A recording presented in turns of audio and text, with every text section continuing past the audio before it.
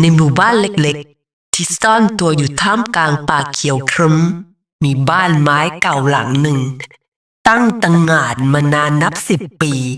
ไม่มีใครกล้าเข้าไปใกล้เพราะคำร่ำลือว่าเจ้าของบ้านคนสุดท้ายตายอย่างอนาถน่าสยดสยองฆ่าโดยไม่มีใครรู้ว่าใครเป็นคนลงมือคืนนี้การ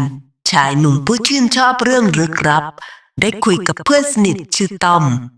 เกี่ยวกับการทำคอนเทนต์อะไรดีที่ตื่นเต้นและน่าหวาดเสียวต้อมได้เล่าให้ฟังเกี่ยวกับบ้านร้างในท้ายซอยการเมื่อได้ฟังก็รู้สึกตื่นเต้นเพราะเขาไม่เคยได้ยินมาก่อนแต่ต้อมเป็นคนที่ไม่ชอบเรื่องที่น่ากลัวและลึกลับจึงห้ามการเอาไว้เอ็งอย่าไปนะข้าเล่าให้ฟังเฉยๆยายข้าบอกว่าเป็นสถานที่ต้องห้ามรบรู้เพราะมันแรงมากการไม่เชื่อเพราะเขาเชื่อในสิ่งที่พิสูจน์ได้และเป็นหัวสมัยใหม่และชอบความท้าทายการตัดสินใจเข้าไปสำรวจบ้านหลังนั้นพร้อมไมค์บันทึกเสียงเขาหวังจะเก็บเรื่องราวผีสิงไปลงในพอดแคสต์ของตัวเองเสียงประตูไม้รั่นเอียดการพูดกับไมค์เสียงตื่นเต้นสวัสดีครับผู้ฟังทุกท่านคืนนี้ผมอยู่ที่บ้านร้างท้ายซอยของหมู่บ้านที่อยู่กลางป่าที่เขาลือกันว่ามีผีใต้โหงสิงอยู่เงียบมากเลยครับแต่รู้สึกเหมือนมีอะไรจ้องผมอยู่ตลอดเวลาเลยนะเสียงลมพัดแรงขึ้นตามด้วยเสียงกระซิบเบาๆที่แทบไม่ได้ยินการหยุดชะงักหยุดก่อนเมื่อกี้เหมือนมีคนกระซิบอะไรสักอย่างกับผมจะลองเดินเข้าไปดูในห้องด้านในครับและส่งเสียงไปว่าฮัลโหลนั่นใครครับคนจ้าเหรอผมไม่ได้มากวนนะครับแค่มาสำรวจพื้นที่เฉยๆครับเสียงไม้กลั่นดังเรื่อยๆเสียงลมหายไปเงียบสนิทการเดินลึกเข้าไปในบ้านจนเจอประตูไม้ที่ซ่อนอยู่หลังตู้เก่าเขาดันประตูเข้าไปพบห้องเล็กๆที่เต็มไปด้วยฝุ่นและกลิ่นเหม็นคระคลุ้ง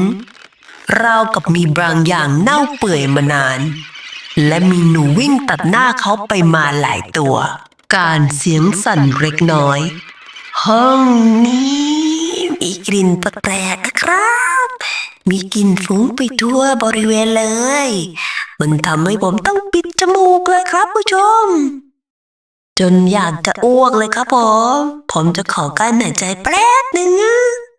ดูสิดูผู้ชมดูที่พื้นมีรอยขูดยาวๆเหมือนมีคนลากอะไรหนักๆผ่านไปทางนี้นะครับ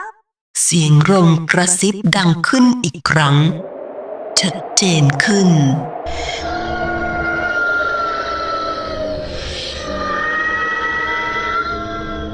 การตกใจอะไรกันเสียงนั้นมาจากไหนช่วยฉันเหรอผมได้ยินชัดมากเสียงเคาะเบาๆดังจากมุมห้องการก็พูดว่าเฮ้ยมีจริงดิเสียงใครเนี่ยฉันหูฝาดแน่ๆไม่ใช่หรอกและตะโกนไปว่าใครวะการหันไปมองทั่วห้องและสังเกตเห็นที่มุมห้องมีกล่องไม้เก่าๆวางอยู่เขาค่อยๆเดินเข้าไปเปิดกล่องนั้นด้วยมือสั่นข้างในมีสมุดบันทึกเก่าๆและรูปถ่ายขาวดำของหญิงสาวหน้าตาสะสวยแต่ดวงตาของเธอในรูปถูกขูดจนเละจนมองไม่เห็นดวงตาของหญิงสาวการพูดกับไมค์นี่มันอะไรกันดูสิครับผู้ชมสมุดนี่มีสมุดด้วยที่เขียนด้วยลายมือวัววัดนะครับมันคล้ายสีแดงนะมันเขียนว่าอะไรเนี่ยอ่านยากมากครับฉันถูกขังไว้เหรอเขาจะฆ่าฉันอย่าปล่อยให้เขาหลุดไปได้การพูดเบาๆผู้หญิงคนนี้คือใครกันเนี่ยการปิดไมค์และสนใจอยู่ที่สมุดบันทึกและอ่านมันไปเรื่อยๆจนรู้สึกปวดฉี่จ จนขนแขนลุกและทนไม่ไหวการพยายามเดินหาห้องน้ำในบ้านร้างซึ่งอยู่หลังบ้านมีหญ้าขึ้นรกร้างและมองไม่เห็นโถชักโครกเลยเพราะมีดินเต็มไปหมดหลังคารั่วและผุพังมีกลิ่นเหม็นเหมือนหนูเน่าขึ้นอืดและหญ้าขนขึ้นรกมากการเลยตัดสินใจฉี่ไปที่หน้าประตูห้องน้ำในขณะที่กำลังปลดปล่อยอย่างสบายทันใดนั้นก็มีบางสิ่งบางอย่างกระโจนเข้ามาอย่างรวดเร็วและหายไปในความมืดการร้องตกใจการจึงรีบเดินออกจากตรงนั้นการพยายามปรับอารมณ์ที่ตื่นเต้นจากสิ่งที่มองไม่เห็นสักครู่นี้และกลับมาสนใจสมุดบันทึกอีกครั้งเลยเก็บใส่กระเป๋าเพื่อไปนั่งอ่านต่อเสียงลมเริ่มดังขึ้นอีกครั้งผสมกับเสียงร้องไห้เบาๆขณะที่การอ่านสมุดบันทึกเขาเริ่มรู้สึกหนาวเยือกขึ้นเรื่อยๆและเย็นไปทั่วร่างเสียงร้องไห้ดังชัดขึ้นราวกับมาจากทุกทิศทางการตื่นตระหนกเสียงนี้มันดังขึ้นเรื่อยๆเสียงอะไรวะใครมาอำกูวะเอาบะแด้กลัวที่ไหนเสียงกรีดร้องดังรั่นหยุดกระทันหันก่อนจะมีเสียงฝีเท้าช้าๆดังขึ้นแทนเสียงนั้นไม่ใช่ของการแต่เป็นเสียงของบางอย่างที่หนักแน่นและเย็นชาเสียงฝีเท้าดังใกล้เข้ามาเสียงกระซิบ